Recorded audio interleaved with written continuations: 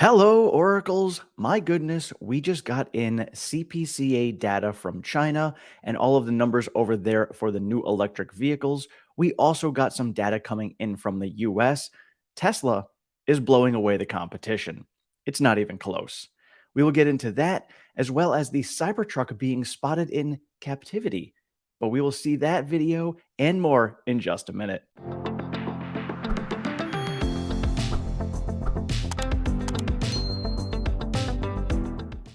All right, so first we are going to jump into the charts. Yesterday we saw another very nice day, up 3.75%, closing at 188.27, continuing to climb up. This is very nice.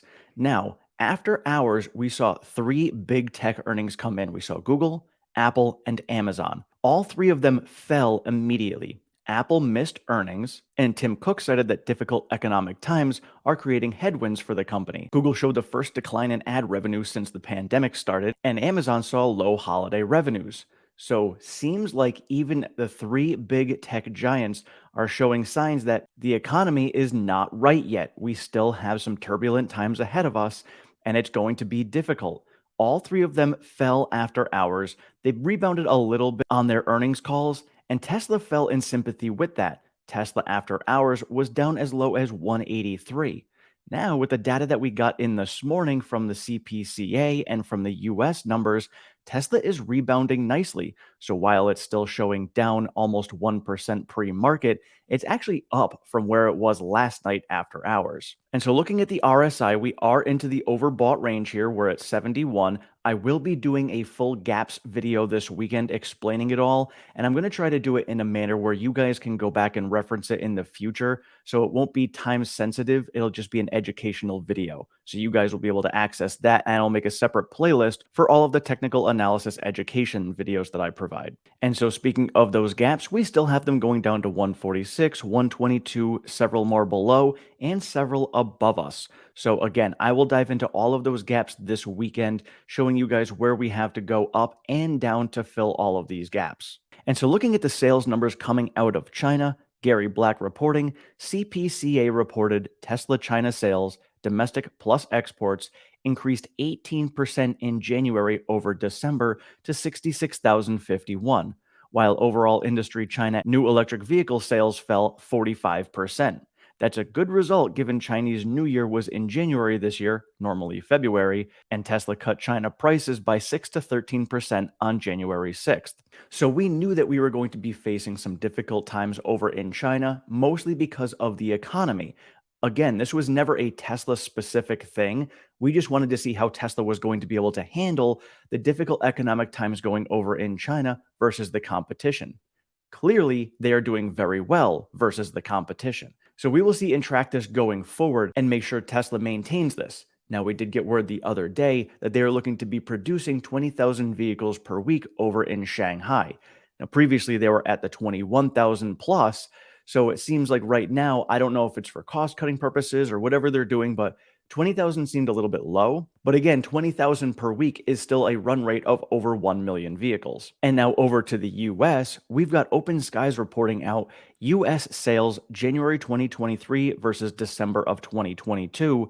Tesla is up 23%, the industry is down 17%, and there is nobody that is even positive on this list.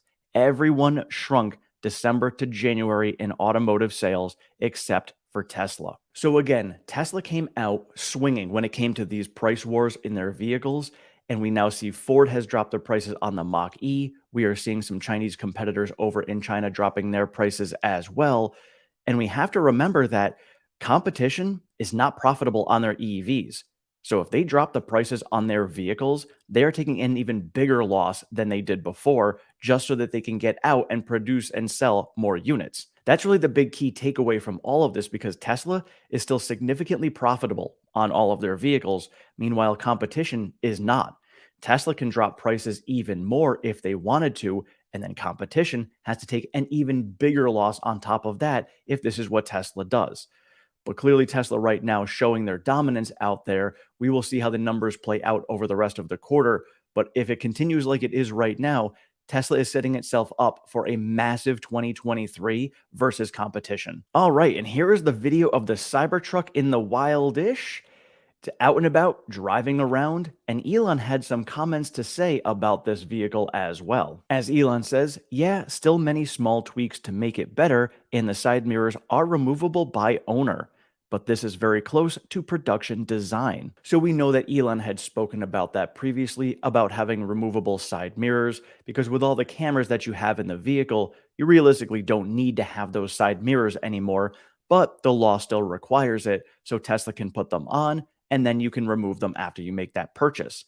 Lots of other tweaks that are going on. Of course, we have no details on any of that. Latest that we had was they were in beta production and Elon was reviewing it. So now it looks like they're testing that on the road, making those tweaks. So again, I do not know what the time frame is going to be from this beta production testing until actual production, but sounds like there's just those little tweaks that they need to make versus any major design changes. And as Sandy Munro says, very excited about recent sighting of the Tesla Cybertruck, can't wait to tear it down. Sandy, we can't wait to see you tear it down either. And speaking of demand and increased sales over here in the US, we've got Sawyer Merritt coming out. News: Tesla Model Y long range estimated wait time in the US has been pushed back by up to 2 months to March to May from February to March. Order rate for Teslas was 2 times the production rate, according to Elon Musk on the Q4 earnings call. He said that Tesla had actually gone up $500 on the Model Y long range as well after all of their price cuts. So at this point here, I don't know what they're going to do for the pricing on the vehicles. Again, I do anticipate another price cut coming probably in March. Maybe it's just for the Model 3 if the Model Y sales continue to go up like this. But I think if they end up bringing down the Model 3 prices, they will end up cannibalizing a little bit of the Model Y. So then they would probably have to come down on the Model Y prices as well. But right now, it seems like they are doing very well with all of their sales, and we just need to track it and monitor. And I'm sure that's what Tesla is doing as well. They collect data very well. They process that data. They understand where all of their sales are. They understand what pricing changes do to their sales. And they are going to do things accordingly to be able to make sure that they sell every unit that they produce as they have told us. So again, their projections for the year are 1.8 million, and that's because they're anticipating any headwinds that they could potentially face, like we saw last year. So they wanted to forecast and guide lower than expected. They could potentially hit 2 million according to Elon for 2023. And one last thing, Omar over at Holmar's catalog tweeted out, haha, I still can't believe Elon bought Twitter. Elon responds, me neither, and sucks that I had to sell so much Tesla stock to do so. Sigh. So this is the first time we have heard Elon coming out and speaking, more directly about his stock sales whatsoever. We really didn't get anything from him before. He made the sales, we moved on. He kind of gave us that inclination that he needed to sell in order to make sure that he can float Twitter by. This is now the first time that he has come out to express, he didn't want to sell. It sucks that he had to sell it, but he made that choice. And obviously, he had mentioned before he knew he overpaid for Twitter, but it was already moving in that direction and he had no choice and was forced to purchase it. So it is what it is, but at least now this is the first time Elon is expressing that he would have preferred to not sell as much stock as he did. So overall, that is all I have for you guys today. I will most likely be doing a live stream tonight around 6 p.m. Eastern time. I will keep you guys posted on that. Been very busy at work with many different things with inventory and some other drama stuff going on. So if I can get on tonight at 6 p.m., I will, and I will share that with you guys. Otherwise, we will track the stock today to see if we are going to continue running up towards that $200 level after we got all of this information from the CPCA and the US January sales, or if we are going to be trending down with the entire market and big tech and see if we fall that way. Don't know which way we're going to go, but either way, I am prepared and excited to see what happens. Otherwise, thank you guys so much for watching. I appreciate all of your support. Don't forget to hit that like and subscribe button, and we will see you in the next one.